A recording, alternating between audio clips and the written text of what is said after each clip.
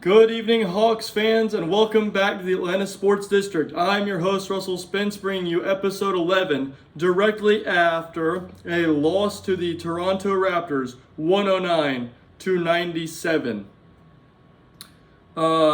As you can hear from that game score, we couldn't score at all. Scored less than 100 points in the game. The second half was abysmal offensively. Let's get into how it all went down. We've had the same starters since Trae Young went out. We have Nikhil playing in that position Trae Young is leaving. Early, our defensive communication was great. That's going to be a theme throughout the entire game. Our defense was awesome. We were forcing turnovers. We didn't have very many breakdowns in communication. The Hawks forced the first time out of the game 12-7 off of high defensive effort and getting to the rim. We were playing very attackingly. We were getting to the paint. We were struggling with turnovers, but because we were making so many great attacks towards the rim, we were able to get downhill and make easy shots. I also wrote Veet had 2 positive defensive plays, which he has not had all year. So that's a good sign. Hopefully Veet's going to play better on defense. I don't know. He was really bad offensively today, missed a lot of shots, but the defense was actually okay. I just wrote the defense has been good, and the offense has not been making shots. And we end the quarter 26-26. Quarter 2 comes in. I say our defensive rotations and communication have been fantastic, and shots have started to fall for the Hawks. We pushed the lead to 11, timeout Raptors, 39-28 Hawks at that time. We went an extended period of time without Jalen on the floor. We keep doing that in the second quarter. I do not like that. Stop having extended periods of time where your best player is not on the floor. All of a sudden, we have this lineup that's huge and playing great defense, and over a 5-minute span, we gave up 0 field goals. Right after that, turnovers started to hurt us again. We had pushed the lead to 15, was the highest lead we had in the game. After being up 15, the turnover started to hurt us, and they made a small run, bringing it to 9, and it stayed about there until the end of the quarter when we were up 53-44 at the break. I don't need to tell anybody that holding a team to 44 points in a half is remarkable. The defense was so good.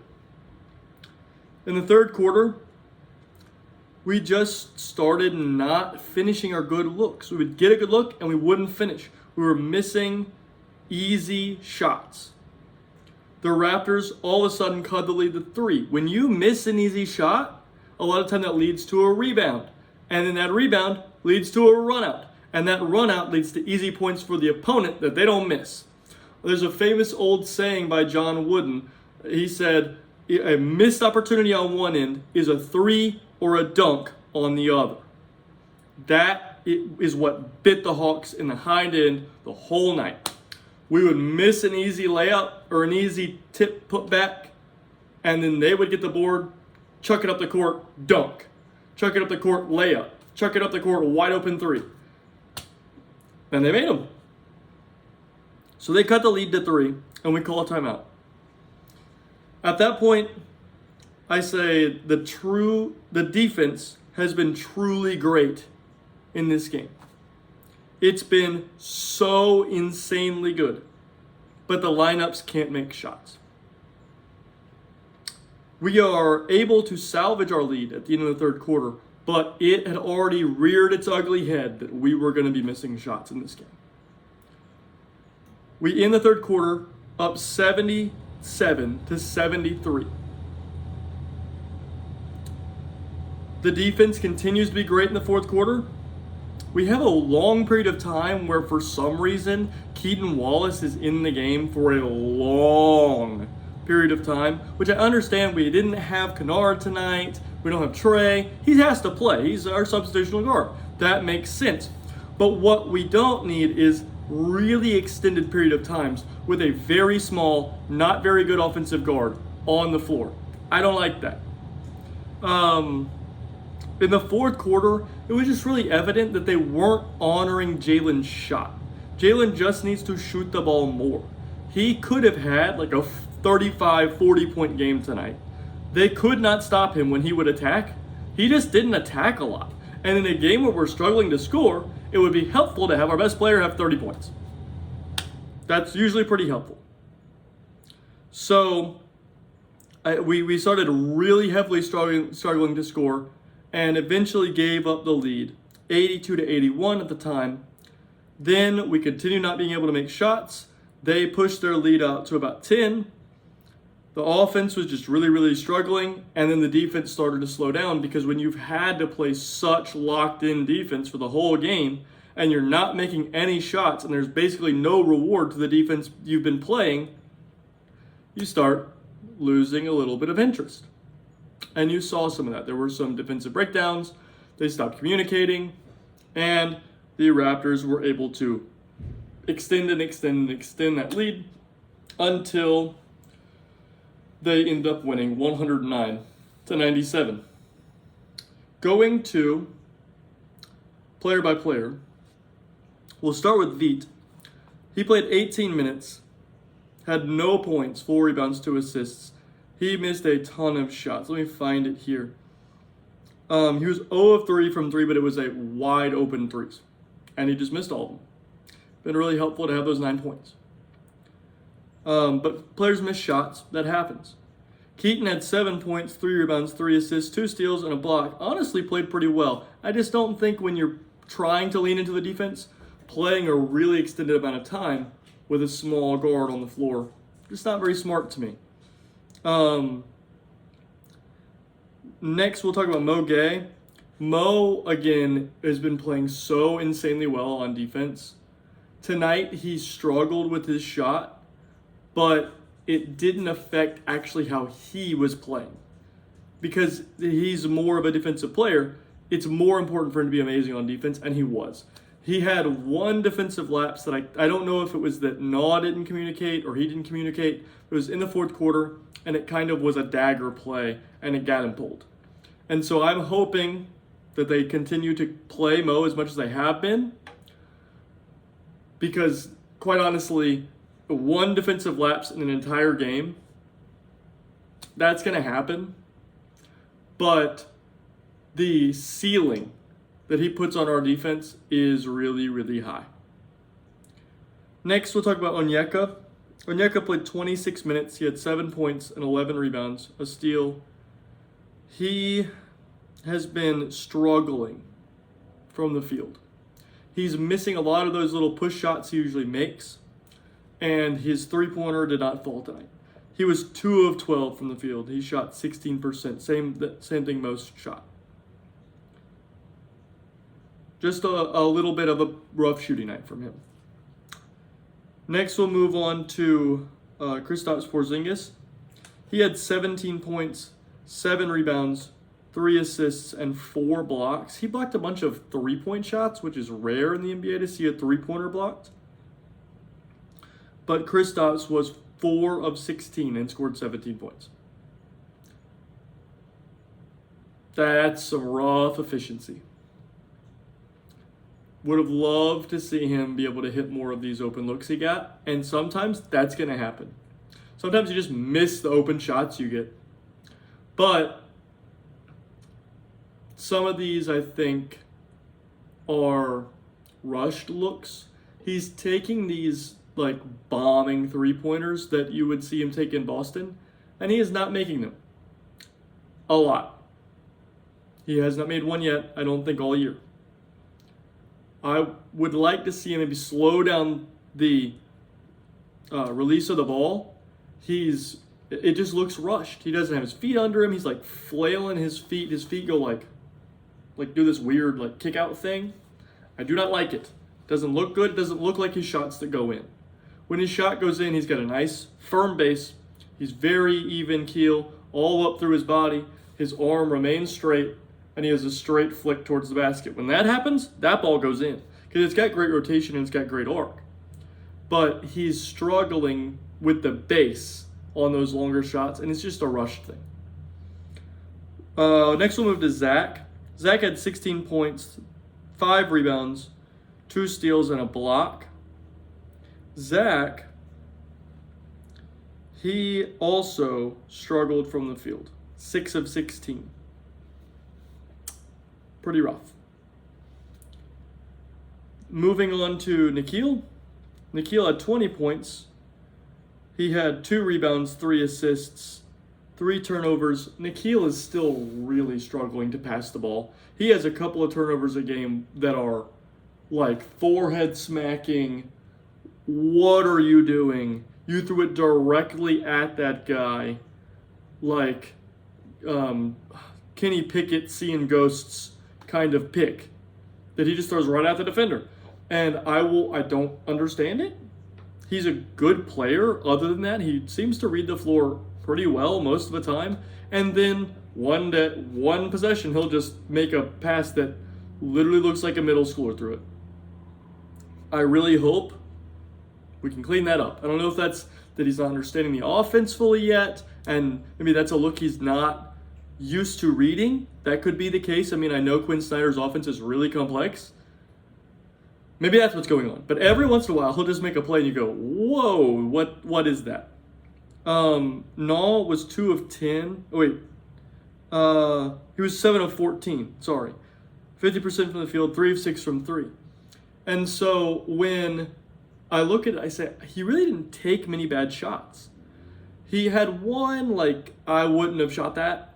Like, dribble, tween, pull back, bang, hit off the back iron. I don't really love those. But I can understand it. We're all struggling to score. Maybe this guy who's shooting 50% from the field in this game is like, I'm going to take one because I feel like I need to help the offense. His, like, scoring, his moving towards the basket to score was actually very good today. In fact, we probably could have used him being a little more aggressive. But the offensive initiating, getting people where they're supposed to be, not making really pitiful reads, he's still struggling with that. And I really hope we can get that locked in. Moving on to Dyson. He played 35 minutes, had 7 points, 8 rebounds, 8 assists, and 2 steals. He was 2 of 10 from the floor, 1 of 3 from 3. Another one of those games where he just was missing bunnies. I'm hoping he's not going to be this inconsistent because it was like 3 games where he was missing bunnies and 3 games where he wasn't, and then another game where he kind of was doing okay, and then now this was back to not missing bunnies. I really hope that Dyson can figure some of this stuff out because these are easy looks that over an 82-game sample, he made a lot of. He played very well last year. Most improved player, all that stuff. I'm not saying I'm giving up on his offensive game or anything, but it's just a little concerning. I want him to be a consistent offensive player that you can rely on.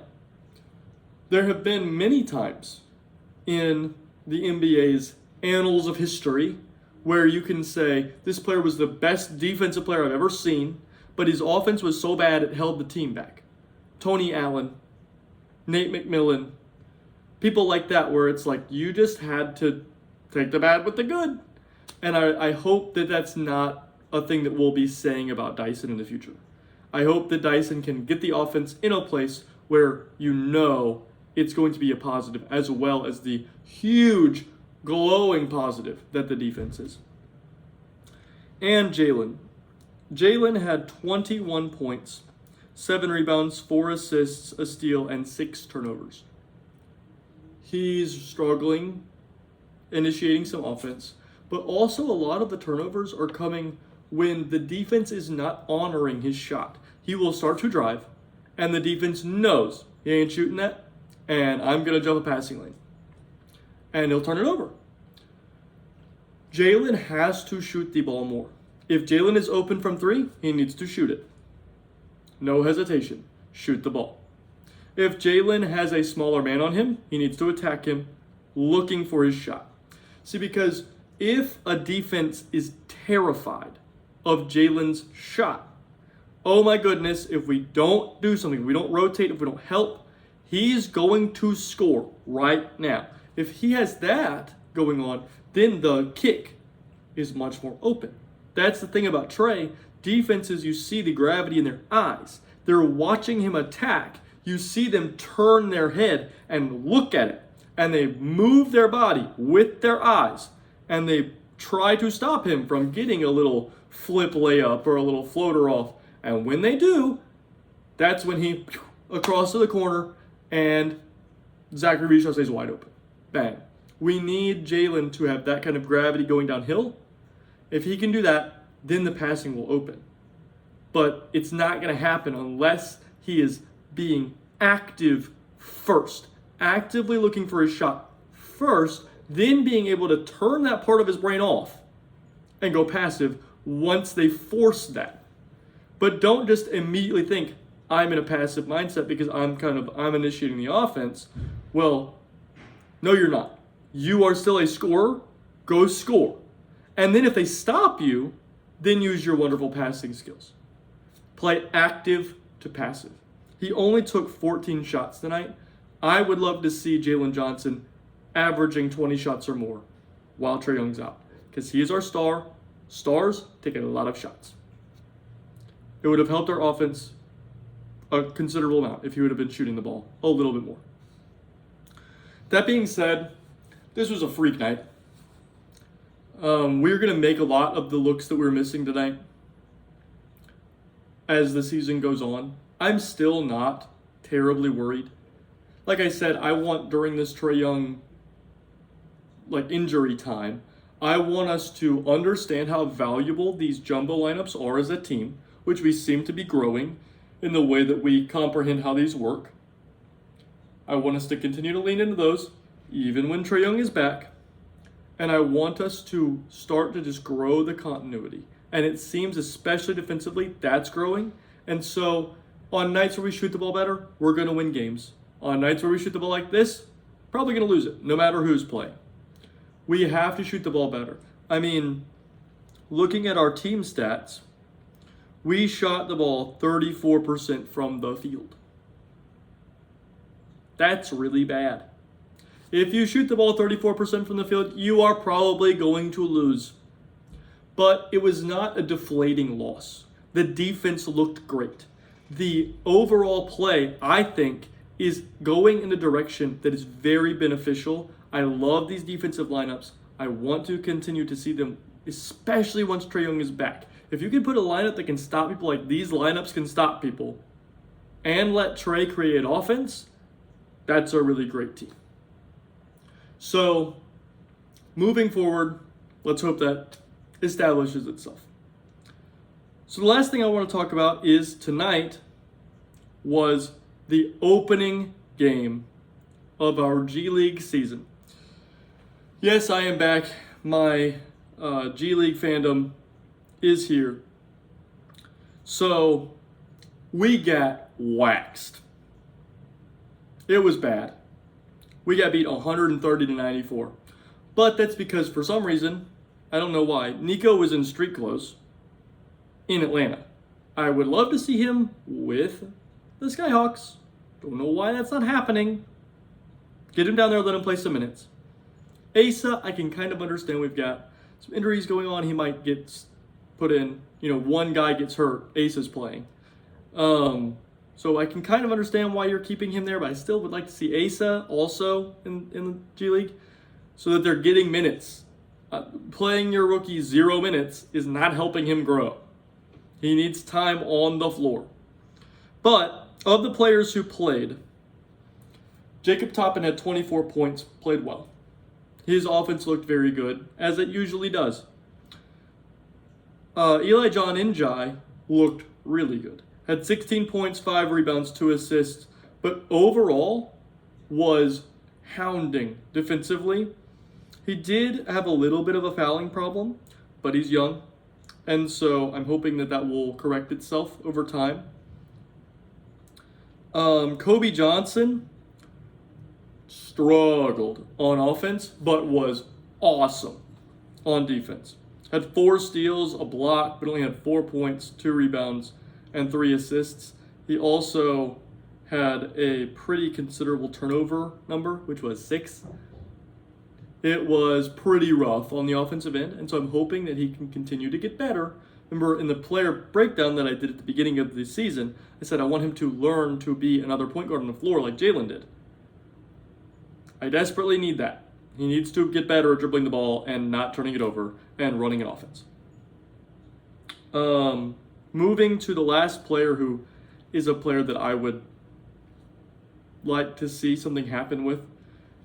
Javen Johnson, guy after my own heart. I love him a lot. He had 17 points, 4 rebounds, an assist, and a steal. He played really well.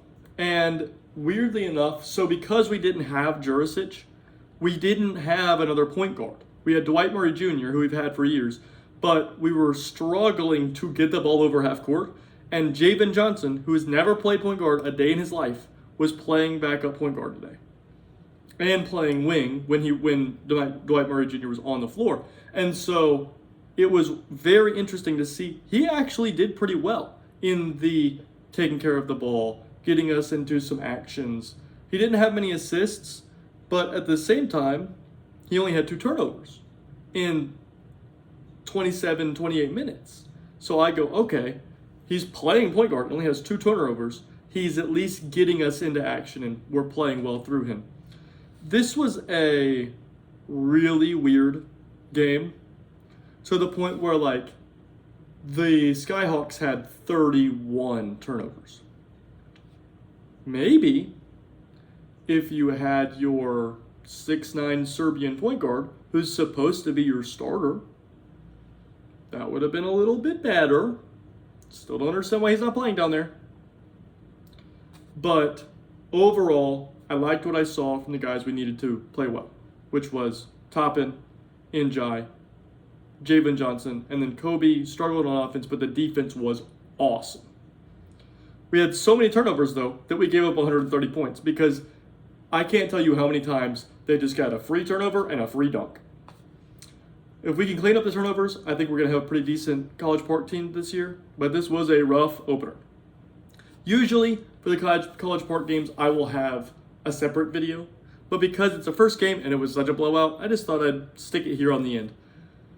So that's the end of the portion of Russell, the only dude who watches the G League apparently. All this being said, let me know what you think of our general team right now, what you think of this defense that we've been playing, whether or not you think it's sustainable, whether or not you think that it should remain this much of a priority when Trey comes back. And let me know if you think this is a sign of things to come, the offense is just going to be this bad, or if it was just a fluke night. Let me know in the comments. Like, subscribe, do all that stuff. You know I don't love asking for that sort of thing, but it does help. And most of all, absolute end-all be-all, I hope you have a wonderful day.